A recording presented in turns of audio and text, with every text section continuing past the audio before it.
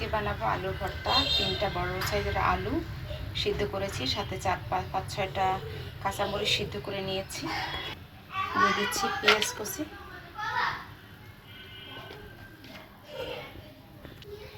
সাথে দিলাম সিদ্ধ কাঁচামরিচ। এখন দিব লবণ, এখন দিয়ে দিচ্ছি লবণ, ম্যাশ করে নিচ্ছি।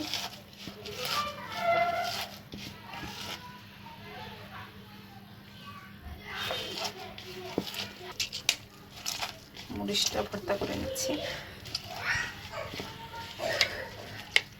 কাঁচামরিচ সিদ্ধ অনেক টেস্ট।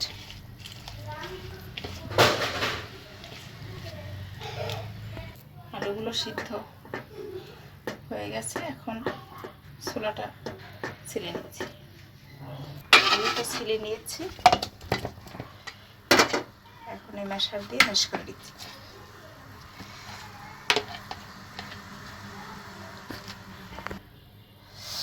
ম্যাশার দিয়ে ম্যাশ করে নিয়েছি, বাকিটা হাত দিয়ে।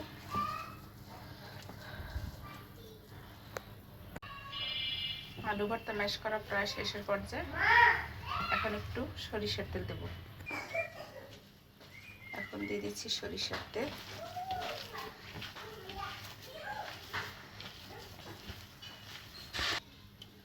আলু ভর্তা আমার রেডি। গরম ভাতের সাথে, খিচুড়ির সাথে আলু ভর্তা খুব ভালো যায়।